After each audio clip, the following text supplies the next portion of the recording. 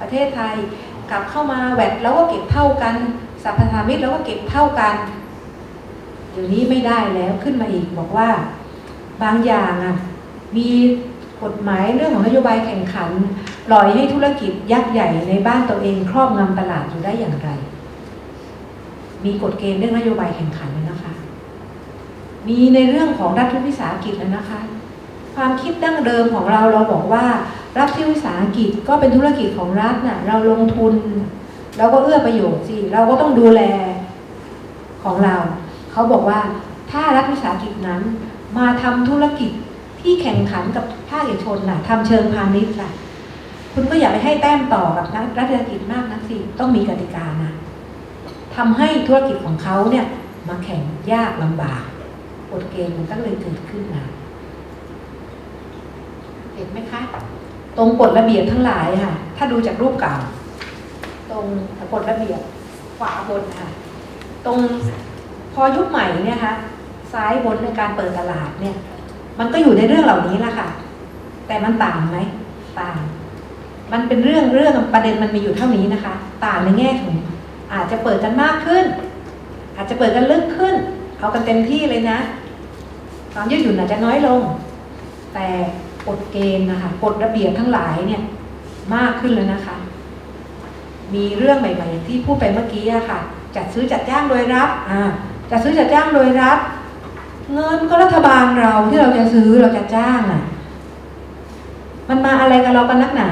แต่นี้เราก็มองในแง่ที่ว่าเขาก็มองว่าจัดซื้อจัดจ้างโดยรัฐคุณก็เปิดโอกาสที่ให้ต่างชาติเข้ามาบิดได้กฎเกณฑ์ในเรื่องของการจัดซื้อจัดจ้างโดยรัฐใน WTO มีนะคะความตกลง WTO จะมีอยู่ 2-3 ความตกลงที่เป็นข้อยกเว้นนะคะความตกลง WTO หลายๆอันทุกประเทศปฏิบัติเหมือนกันหมดแต่มีอยู่บางความตกลงเฉพาะประเทศที่พร้อมเท่านั้นเขาเรียกว่าประเทศความตกลงเหล่านี้เรียกเป็น plurilateral agreement ความตกลงจัดซื้อจ้างโดยรัฐมีอยู่แล้วแต่ว่าเฉพาะประเทศที่เป็นสมาชิกเท่านั้นถึงจะใช้กันแต่ว่ามันก็เปิดโอกาสให้ไงคะว่าประเทศที่เป็นสมาชิกของ WTO นี่ GPA นะฮะ Government Procurement Agreement เขาก็ไม่ได้ถึงแล้วก็แรงงานก็อย่างที่พูดไปนะคะก็คือมาตรฐานทางด้านแรงงานที่เราต้องคุ้มครองเป็นไปตามปฏิกิริยาต่างๆอย่างเช่นให้รวมตัวกันได้ตั้งสหภาพได้คุ้มครองแรงงานอายุขั้นต่ำการที่ให้สิทธิหรือสวัสดิการหรือการไม่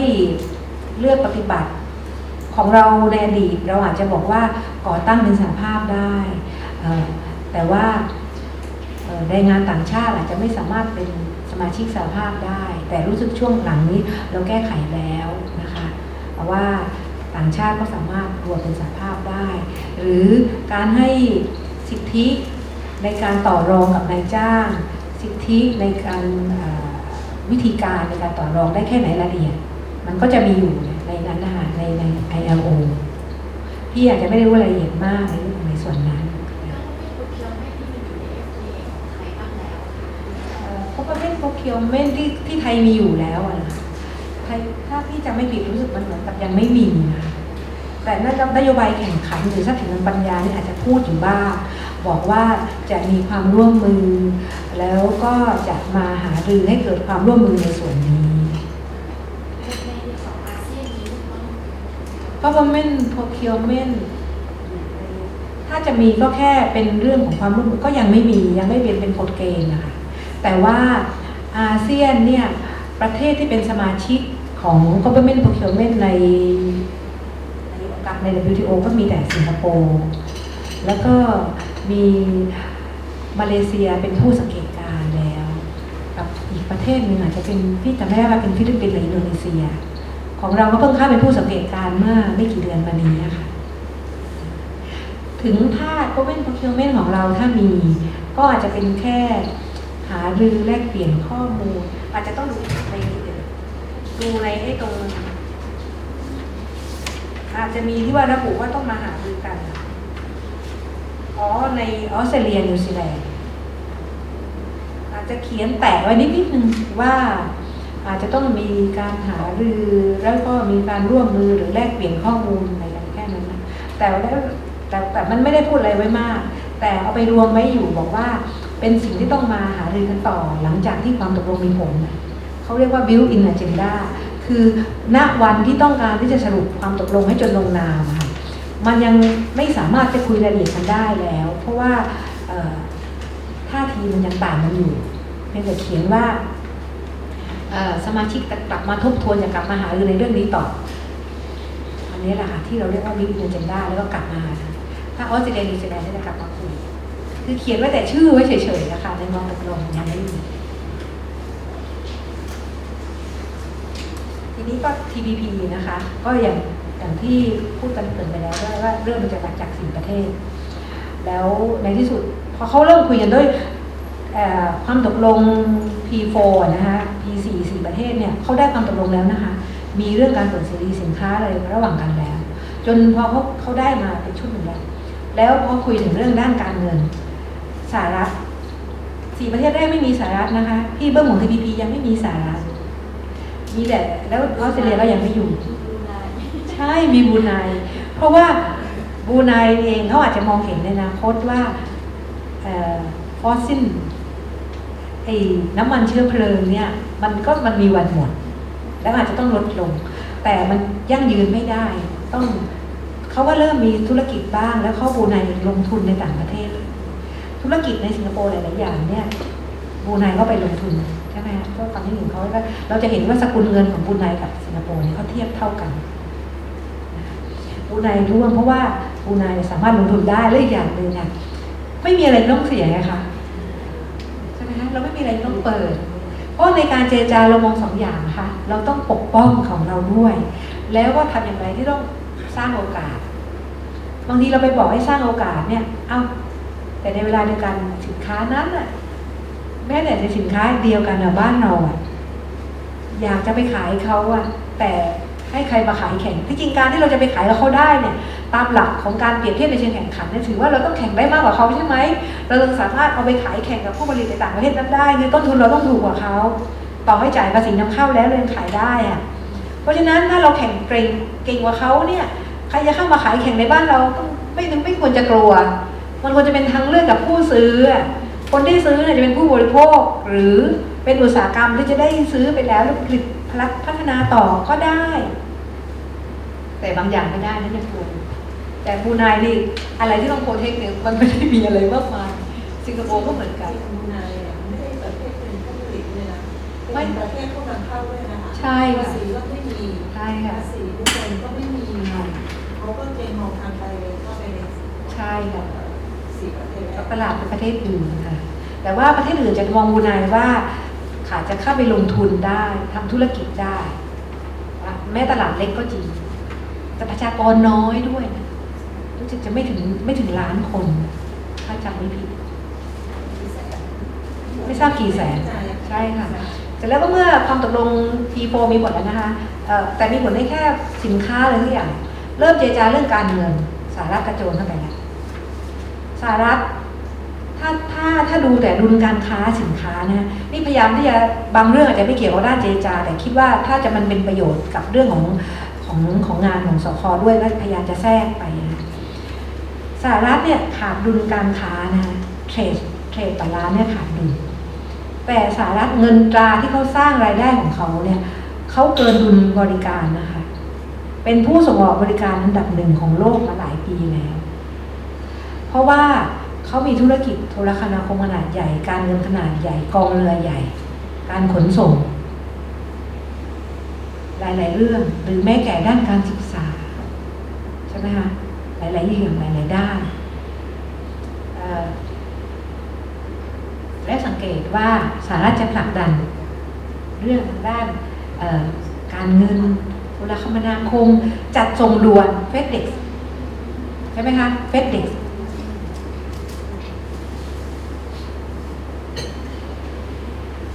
จัดส่งด่วนมันแลดูเหมือนเฉพาะระหว่างประเทศแต่มันต้องเกี่ยวพันกับในประเทศด้วยนะคะสมมติว่าเขารับศูนย์ที่จะรับจากลูกค้า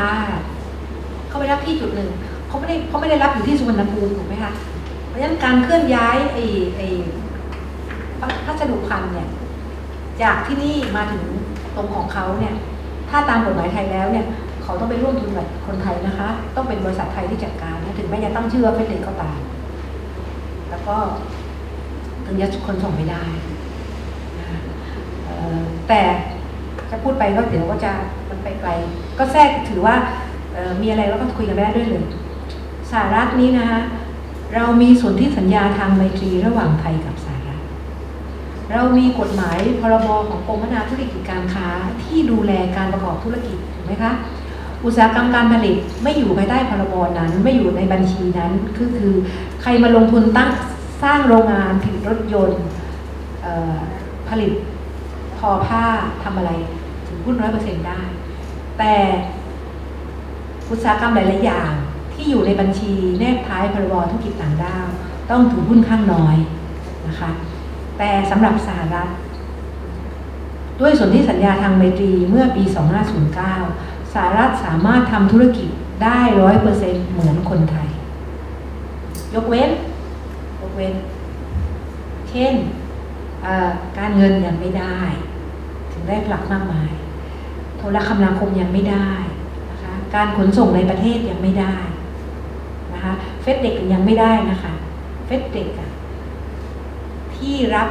ข้างในที่ขนติดป้ายเฟดเด็กอะไรทั้งหลายนะคะยกเว้นเขาจะโนมินีถ้ากฎหมายของเราไม่แข็งแรงเขาต้องมาร่วมทุนกับคนไทยนะคะเขาทำไม่ได้คนส่งในประเทศการใช้ทรัพยากรธุรกิจที่เป็นนายหน้าธุรกิจที่เป็นวิชาชีพยังไม่ได้แต่ธุรกิจอื่นได้หมดแล้วนะคะถ้าเขาจะทำค้าส่งค้าปลีกเปิดทำบริษัทรับเหมาก่อสร้างถ้าเข้ามาสนใจในตลาดเราทำได้นะคะจัดการด้านสิ่งแวดล้อมการให้เป็นเปิดเป็นบริษัทที่ปรึกษาเขาทำได้100%นะคะแต่ขณะที่ยุโรปญี่ปุ่นจีนยังไม่ได้ต้องถือหุ้นข้างน้อยถ้าจะได้มากบ้างออสเตรเลียในบางตัวที่เราให้เพราะกฎหมายเปิดช่องให้บอกว่ามาตั้งโรงแรมหรูอะไรเงี้ยก็ทำได้แต่ว่าสหรัฐนอกเหนือจากสิ่งที่สงวนไว้ในสนธิสัญญาสหรัฐได้TPP ก็อย่างที่พูดแล้วก็ตั้งเป้าว่าเป็นต้องการให้เป็นสงสัยว่ามันทำไปเพื่ออะไรอ่ะเพื่อหน้าตาเหรอที่ได้กฎเกณฑ์มาและเป็นต้นแบบของกฎเกณฑ์ระหว่างประเทศในศตวรรษที่ 21เพราะอะไรเพราะว่าหลายๆสิ่งหลายอย่างที่พูดไปเมื่อกี้ค่ะที่บอกว่าที่ลูกเกดเองก็พูดบอกว่าเรื่องสิ่งแวดล้อมแรงงานเขาเคยผลักใน WTO แล้วมันไม่สำเร็จนะคะนั้นก็เจาะเสร็จเพราะฉะนั้นมันก็เป็นต้นแบบแล้วสิ่งเหล่านี้ก็ได้ปรับมาจากที่เคยใช้อยู่บางที่บางแห่งก็มันก็ใช้กว้างไกลขึ้นมากขึ้นจะได้ออกมาเป็นกฎเกณฑ์การค้าระหว่างประเทศได้กฎเกณฑ์การค้าระหว่างประเทศได้ที่จะต้องมาเอื้อกับธุรกิจของเขาได้ในบางส่วนที่คิดว่าเอื้อนะคะแต่ในแง่ของนี่แทรกเก็บไปเรื่อยๆนะคะในแง่ของ TPP เนี่ยไม่ใช่ว่านี่เป็นนโยบายของโอบามานโยบายของสหรัฐนะเป็นนโยบาย Private to Asia คือเขาลดบทบาทลงมากนะในแง่ของการเมืองก็ลดในแง่ของเศรษฐกิจเนี่ยก็รู้อยู่ว่าภูมิภาคอื่นเนี่ยการขยายตัวเศรษฐกิจต่ำเอเชียเนี่ยขยายตัวเศรษฐกิจสูงมากถึงแม้ว่าตอนนี้จะไม่ใช่2 หลักแล้วแต่ก็อยู่ในหลักที่เกิน 5% นะทั้งเศรษฐกิจใหม่หรือทั้งเอเชียใต้หรืออะไรก็ตามเพราะฉะนั้นเขาจะยังทำการค้าอยู่ประเทศเดิมๆเนี่ยมันจะไม่โตต้องมาสร้างบทบาทจะมาขยายการค้าขยายการลงทุนจากในภูมิภาคเอเชียถ้าจะขยายได้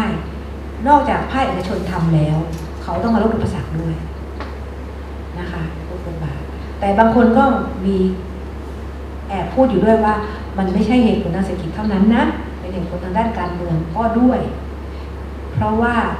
สิ่งที่ทำเนี่ยการที่ได้กระชับความสัมพันธ์กันเนี่ยมันไม่ใช่แค่เปิดตลาดกันอย่างเดียวนะคะมันมีความร่วมมือออกขึ้นมาด้วยนี่พูดถึงไหนละแล้วก็จะพูดถึงว่า TPP กลับไปนิดหนึ่งแทรกเกริ่นให้ว่าบางกลุ่มนะคะในสหรัฐแอนตี้นะคะเขามองว่า ความตกลง TPP อะค่ะคือเราเองคิดว่าความตกลงนี้บริษัทสหรัฐคงจะได้เปรียบอย่างเดียวแต่ในมุมมองของสหรัฐเองก็มีบางกลุ่มนะคะเขามองว่าทำไปก็เอื้อแต่บริษัทรายใหญ่ของสหรัฐเท่านั้นแต่ขณะที่เมื่อมีการเปิดตลาดกันมากขึ้นเนี่ยสินค้าบางอย่างสหรัฐสู้ไม่ได้เพราะฉะนั้นสหภาพแรงงานเขาบอกว่าการจ้างงานเขาก็จะหายไปมันก็ต้องลดไปบางคนก็บอกว่าการคุ้มครองสิ่งแวดล้อมก็ไม่ได้ดีเท่าอย่างนี้เลยมันก็ไม่มีมันก็มีทั้งคนที่เห็นด้วยและไม่เห็นด้วยก็เจรจากันมาตั้งแต่ปี53แล้วค่ะก็เพิ่มสมาชิกไปเรื่อยๆพอเขาเริ่มเวียดนามนี่เข้าเจรจาทีก่อนมาเลเซียนะคะสหรัฐเนี่ยจูงเวียดนามเข้าไปก็คุยตั้งแต่ช่วงรอบต้นๆไปเลยเจรจาตั้งแต่ปี2010ก็คือ2553ตั้งแต่มีนาคมแล้วก็พอคุยกันไปได้สักกี่รอบไม่ทราบมาเลเซียเข้าไปแล้วจนได้9ประเทศพอได้แล้วก็ออสเตรเลียมาเลเซียเข้าไปนะคะเวียดนามออสเตรเลียเข้าไปพร้อมๆกันนะคะแล้วก็มาเลเซียพอครบ9ประเทศเนี่ยเม็กซิโกแคนาดาเนี่ยประเทศที่10ที่11ตั้งแต่ปี2555แล้วญี่ปุ่นเข้าเป็นประเทศที่12หลังจากนั้นมีประเทศที่สนใจจะเข้าอยู่นะคะแต่เขาประกาศว่าจะสรุปผลมาตั้ง5 ปีติดต่อกันแล้วจะบอกว่าคือรักษาคำพูดนะในระหว่างนั้นถ้าถามผู้นำบอกว่าจะตั้งเป้าให้สรุปผลได้ภายในปีนี้รักษาคำพูดปีต่อไปก็บอกว่าภายในปีนี้แต่ในที่สุดพอมาปี58เนี่ยไม่คิดว่าจะได้ก็ต้องได้ที่ตอนที่ต้นปียังมีวิแววไม่มีวิแววเลยนะคะเพราะว่าfast track อำนาจของประธานาธิบดีที่คองเกรสให้เนี่ยบอกว่าไปเจรจามาได้เลยเมื่อได้ความตกลงมาแล้วเนี่ยคองเกรสจะไม่มีการแก้ไขคองเกรสจะแค่ลงมติว่ารับหรือไม่รับนี่คืออำนาจชื่อ PTA ป่ะ PTA คือเหมือนกับให้อำนาจกับประธานาธิบดีให้อำนาจกับภาครัฐนะคะไปเจรจามาได้ก่อนหน้านี้เขาไปเจรจาเลยในทางบริหารเฉยๆนะคะแล้วก็ถ้ายังไม่ได้อันนี้เนี่ยประเทศตอนช่วงกลางปีเนี่ยช่วงที่ลงมติอำนาจนี้หายไปตั้งแต่ 3-4 ปีมาแล้วนะคะแล้วคองเกรสเพิ่งให้อำนาจกับประธานาธิบดีว่าถ้าเขาส่งผู้เจรจากลับมาแล้วประธานาธิบดีเห็นชอบก็โอเคคือประธานาธิบดีสามารถมีอำนาจในการตัดสินใจได้ค่ะในการส่งเจรจาทีนี้ถ้าไม่มีอำนาจนั้นเนี่ยกลับมาแล้วไปเจรจาเสร็จกลับมาก็จะมาขอความเห็นชอบจากสภาเนี่ยสภาคองเกรสบอกว่ามาตรานี้ไม่เอาไม่ได้อย่างใจตรงนี้ต้องคุ้มครองมากกว่านี้เข้มงวดกว่านี้จะไปรื้อความตกลงเขายังทำได้อยู่แต่การที่ให้อำนาจอันนั้นให้ฟาสต์แทร็กกับประธานาธิบดีแล้วเนี่ยภาครัฐในทางบริหารก็ไปเจรจาได้ก่อนหน้านั้นประเทศอื่นก็ยังลังเลว่าเกิดไปเจรจาแล้วสหรัฐรื้อทำอย่างไรพอกลางปีสหรัฐได้อำนาจนี้มาแล้วก็อาจจะยืดหยุ่นทั้งหลายและอีกเหตุผลหนึ่งปีหน้าจะมีการเลือกตั้งทั่วไปเลือกประธานาธิบดีถ้าจะสรุปผลให้ได้ต้องสรุปผลกันซะเพราะไม่งั้นต้องไปตั้งต้นกันใหม่ทีนี้ก็นี่ก็คือ TPP ก็เนื้อหาเข้มข้นอย่างที่ว่านะคะแล้วก็ที่เราเกิดมาไปแล้วนะครอบคลุมประเด็นอะไรใหม่ๆหลายๆอย่างนะคะแล้วก็เปิดสินค้านี่เขาเปิดทุกไม่ถึงกับทุกสินค้านะคะหลายๆสินค้ายังสงวนกันไว้แล้วก็บางอย่างศูนย์ทันทีอุตสาหกรรมส่วนใหญ่จะ0%ไปเลยนะวันที่มีผลแต่สินค้าบางอย่างเนี่ยทยอยลดภาษีจนเป็นศูนย์ในอีกปีนึงที่กำหนดและอาจจะมีสินค้าบางอย่างที่ยกเว้นไปได้บ้างส่วนใหญ่มักจะเป็นสินค้าเกษตรและอาหารรู้สึกข้าวเนี่ยของญี่ปุ่นยังไม่ลดภาษีนะคะเขายังไม่ได้ให้เพียงแต่เข้าไปเพิ่มโควต้าให้กับสหรัฐและออสเตรเลียถามว่าทำไมถึงให้กับแต่สหรัฐกับออสเตรเลียได้ทำไมแบบปฏิบัติให้เท่ากันทำไมคนอื่นในอีก9 ประเทศไม่ได้เพราะญี่ปุ่นเข้าไปทีหลัง